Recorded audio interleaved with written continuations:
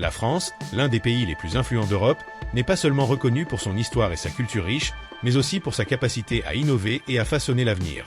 Ces dernières années, une série de méga-projets ambitieux ont mis le pays sous les feux des projecteurs, le positionnant comme l'un des principaux centres d'innovation et d'ingénierie au monde. Dans cette vidéo, nous allons plonger dans les plus grands méga-projets qui révolutionnent le pays. Inaugurée en 1983, la gare de la Part-Dieu à Lyon est rapidement devenue l'un des principaux pôles de trafic ferroviaire de France. Aujourd'hui, elle est la deuxième gare la plus fréquentée du pays, avec environ 125 000 passagers transitant chaque jour, juste derrière les grandes gares de Paris. Depuis 2011, la gare subit une transformation radicale avec un projet ambitieux de réaménagement de son pôle d'échange multimodal, dont le coût total dépasse 340 millions d'euros. À la fin de ce processus, prévu pour 2025, la gare deviendra un modèle de transport durable, capable de multiplier par 6 sa capacité initiale, atteignant 220 000 passagers par jour. Le projet de rénovation ne se limite pas à une simple expansion. Actuellement, la gare occupe une superficie de 15 730 m², mais après la fin des travaux, elle s'étendra à 33 580 m², soit presque le double de sa taille initiale. De ces mètres carrés, 15 400 seront exclusivement dédiés à la circulation des passagers. Le nouveau hall principal, qui mesurera 210 mètres de long, constituera un point central du projet, améliorant la mobilité et offrant plus de confort aux voyageurs. De plus, le nombre de sièges pour les passagers sera doublé, passant de 350 à 750. Un autre point fort est la construction de 3 nouvelles galeries, Béraudier, Pompidou et Villette. La galerie Béraudier, par exemple, accueillera 25 nouveaux commerces et restaurants, répartis sur 3 niveaux. Au deuxième étage, il y aura un restaurant avec une terrasse de 730 m² et un centre d'affaires de 1000 m². À l'extérieur de la gare, la nouvelle place Béraudier sera réaménagée avec 55 arbres résistants à la chaleur, ainsi qu'une station de vélo avec 1500 places, des parkings souterrains et un centre pour les taxis. Parmi les autres améliorations, le projet comprend la création de la nouvelle voie L, une 12e plateforme dans la gare, essentielle pour la future mise en œuvre d'un RER, réseau express régional, dans la métropole de Lyon, permettant le transport rapide des passagers autour de la ville en moins de 15 minutes. En plus des 340 millions d'euros pour la rénovation de la gare, 102 millions d'euros supplémentaires ont été réservés pour la création de la nouvelle voie L et des travaux supplémentaires. Les rénovations incluent également 30 000 m² de nouvelles pistes cyclables et trottoirs le long du boulevard Vivier-Merle, facilitant l'accès à 120 nouveaux points de stationnement pour vélos. Avec une livraison prévue pour novembre 2024, les travaux sont dans leur phase finale, avec des étapes importantes déjà réalisées, telles que la voie L et les galeries Pompidou et Villette, inaugurées en 2022, et la rénovation de la place Béraudier achevée en juin 2024. Paris, toujours en avance lorsqu'il s'agit d'innovation, est une fois de plus prête à impressionner le monde avec l'un des projets d'infrastructure de transport les plus ambitieux et les plus vastes, le Grand Paris Express. Avec un investissement total estimé à 42 milliards d'euros, le projet vise à transformer la mobilité dans la région Île-de-France, créant un système de transport plus efficace, durable et moderne. Le plan prévoit la construction de 200 km de nouvelles lignes de métro automatique, avec 68 nouvelles stations et l'extension de lignes existantes, comme la ligne 11 et la ligne 14. Une fois terminé, le Grand Paris Express sera capable de desservir 2 à 3 millions de passagers par jour, avec des intervalles entre les trains de seulement 2 à 3 minutes. L'un des grands atouts du projet est la possibilité de se déplacer entre les villes périphériques sans passer par Paris, une véritable révolution dans la mobilité urbaine de la région. Jusqu'à présent, la plupart des déplacements interbanlieues dépendaient de la voiture, contribuant aux embouteillages et à la pollution dans le centre de la capitale. Les nouvelles lignes, comme la ligne 15, qui fera 75 km et reliera 45 villes, vont aider à réduire cette dépendance en offrant un transport rapide et efficace. Le premier tronçon de la ligne 15 devrait être livré en 2025, avec le reste finalisé d'ici 2030. En plus d'améliorer la mobilité, le Grand Paris Express a pour objectif principal de contribuer à une Paris plus verte et durable. Les nouvelles stations seront conçues avec des éléments écologiques, tels que des toits verts et des façades végétalisées. De plus, 90% du béton utilisé dans les travaux sera à faible teneur en carbone, réduisant ainsi significativement les émissions de CO2. Avec cette infrastructure, le projet améliorera non seulement la qualité de vie des habitants, mais aidera aussi Paris à atteindre ses objectifs environnementaux, comme augmenter de 50% les surfaces végétalisées d'ici 2030. Au cœur du sud de la France, entouré de forêts de pins, se trouve ce qui est considéré comme le projet de construction le plus difficile du monde. l'ITER, le plus grand et le plus puissant réacteur de fusion nucléaire jamais construit.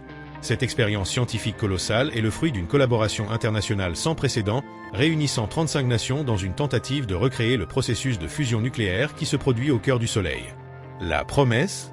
Une source d'énergie propre et pratiquement inépuisable qui pourrait changer l'avenir de l'humanité. La construction de l'ITER, officiellement lancée en 2010, repousse les limites de l'ingénierie.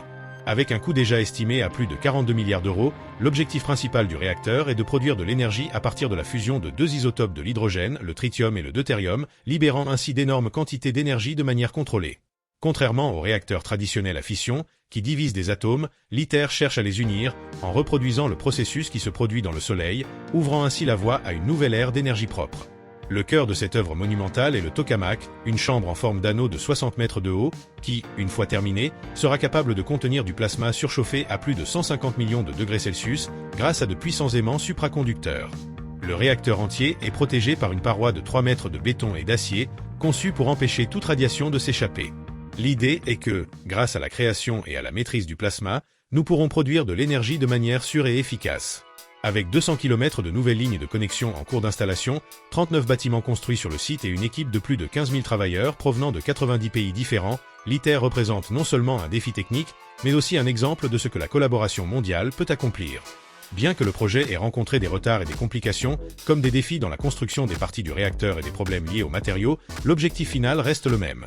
Prouver que la fusion nucléaire peut être réalisée à grande échelle et offrir au monde une source d'énergie illimitée et durable. Paris, connu pour son architecture classique et iconique, a quelque chose qui attire l'attention, l'absence de gratte-ciel. En comparaison avec d'autres métropoles comme Londres, New York ou Hong Kong, il est clair que la capitale française entretient une relation compliquée avec les bâtiments hauts, en particulier depuis la construction de la tour Montparnasse, qui a fait polémique. Cependant, après 50 ans, Paris a donné son feu vert pour la construction de 3 nouvelles tours, dont la tour Triangle, un projet qui promet de transformer la skyline de la ville, mais non sans controverse. La tour Triangle, située dans le 15e arrondissement, fait l'objet de critiques depuis sa conception. Le projet, imaginé sous le mandat de Bertrand Delanoë, ancien maire de Paris, a pour objectif de revitaliser la zone de la Porte de Versailles, en plus d'inclure de nouveaux espaces de bureaux, un hôtel de luxe et un centre culturel. La tour, qui sera la 3e plus haute de la ville avec ses 180 mètres de hauteur, est conçue par le célèbre cabinet d'architectes suisse Herzog et Meuron. Avec une base triangulaire de 200 mètres de long et 35 mètres de large, la tour Triangle promet aussi d'être le premier bâtiment en forme de pyramide en Europe. Le projet, estimé à 700 millions d'euros, a déjà commencé à prendre forme avec les excavations et fondations terminées et la livraison est attendue pour 2026. La tour comptera 91 000 m² de surface construite, dont 70 000 m² seront dédiés à des bureaux. En outre, il y aura 43 terrasses, un hôtel de luxe Radisson Blu avec 128 chambres, des restaurants et des espaces culturels. Cependant, depuis sa présentation, le projet fait face à une forte opposition. Les critiques portent sur la saturation des infrastructures de la ville et sur l'impact environnemental qu'un bâtiment de cette taille pourrait causer. Même avec les promesses d'un design durable, incluant l'utilisation de 53% de béton écologique et de 90% d'acier recyclé, beaucoup se demandent si ces mesures seront suffisantes pour minimiser l'impact de la tour sur l'harmonie visuelle de Paris. Situé à Marseille, le projet Euroméditerranée est l'une des plus grandes et ambitieuses initiatives de développement urbain durable en Europe. Lancé en 1995, Euroméditerranée vise à transformer une vaste zone portuaire et industrielle de 480 hectares en un espace urbain moderne et tourné vers l'avenir. L'objectif est de créer un écosystème urbain complet, intégrant des logements durables, des bureaux modernes, des espaces verts et des centres culturels, le tout en utilisant des technologies de ville intelligentes et des solutions énergétiques durables. Ce projet est l'un des plus grands exemples de requalification urbaine sur le continent, plaçant Marseille comme l'un des principaux centres d'innovation en matière de durabilité et de technologie urbaine. La zone en transformation est historiquement portuaire, avec un passé industriel important, mais qui a perdu de sa pertinence au fil des ans. Maintenant, l'objectif est de revitaliser cette région et d'en faire un pôle de croissance économique, sociale et environnementale, promouvant un mode de vie plus connecté, efficace et durable. Avec une conclusion prévue pour 2030, Euroméditerranée accueillera 15 000 nouveaux logements, répondant à la demande croissante de logements dans la ville. Le projet offrira un mélange d'appartements abordables et de logements de luxe, garantissant une diversité sociale qui enrichira l'environnement urbain. En outre, 500 000 m² de bureaux seront construits, attirant des entreprises du secteur des technologies, de la santé et de l'innovation, faisant de la région un point central pour les affaires et le développement économique dans le sud de la France. L'un des grands atouts d'Euroméditerranée est son engagement en faveur de la durabilité. L'initiative cherche à intégrer des technologies de ville intelligentes en utilisant des réseaux énergétiques efficaces, une surveillance de la consommation en temps réel et en promouvant l'utilisation d'énergies renouvelables.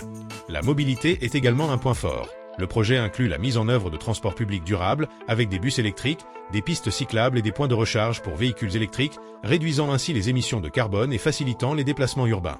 Les espaces verts jouent également un rôle clé dans Euroméditerranée.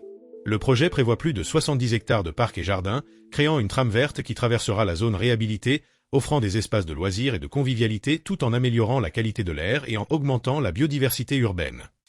La France possède le plus grand réseau de voies navigables d'Europe, avec un potentiel immense pour le transport et le commerce. Cependant, son système actuel est fragmenté, rendant impossible le transport de marchandises du sud du pays vers Paris sans devoir les décharger en cours de route. C'est exactement pour résoudre ce problème et faciliter le transport de marchandises à travers le pays et vers le reste de l'Europe que l'Union européenne et les autorités françaises ont lancé l'ambitieux projet du canal Seine-Nord-Europe.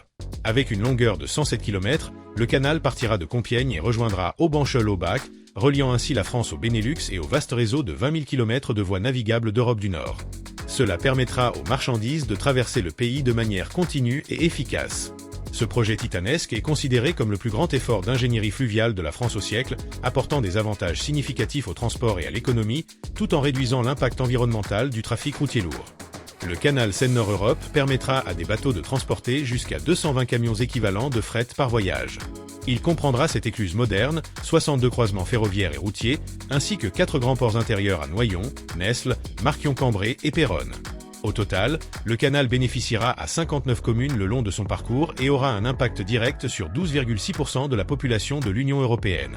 Le coût total du projet est estimé à 5,2 milliards d'euros, dont 42% financés par l'UE, le reste provenant du gouvernement français, des autorités locales et d'un prêt de 800 millions d'euros. La conclusion est prévue pour 2030, au plus tard en 2031. Le canal réduira significativement le trafic de camions sur les routes, notamment sur l'autoroute A1, l'une des plus congestionnées de France, qui relie Lille à Paris. Actuellement, plus de 200 000 véhicules circulent chaque jour sur cette autoroute, libérant de grandes quantités de polluants et de bruit. En transférant une partie importante de ce trafic vers les voies fluviales, on s'attend à une réduction drastique des émissions de CO2 et de la pollution sonore. De plus, le canal jouera un rôle crucial dans la réduction des gaz à effet de serre émis par le transport de marchandises. Par rapport au transport routier, le transport fluvial est beaucoup moins polluant. Par exemple, tandis qu'un camion émet 91,6 g de CO2 par tonne transportée par kilomètre, une péniche fluviale n'émet que 3 g de CO2 pour la même quantité de fret, ce qui en fait une alternative bien plus durable. Cependant, le projet n'est pas sans défi. Depuis son lancement, le canal Seine-Nord-Europe a fait face à une forte opposition des écologistes qui affirment que le tracé actuel menace plus de 50 espèces protégées tout en contribuant à la propagation d'espèces aquatiques invasives. Les préoccupations environnementales incluent également l'eau contaminée par des PFAS dans la région de Montmac qui pourrait être utilisée pour alimenter le canal. Malgré ces préoccupations, la commission d'enquête environnementale a rendu un avis favorable au projet en mai 2024 et les travaux devraient reprendre sous peu avec un nouvel élan.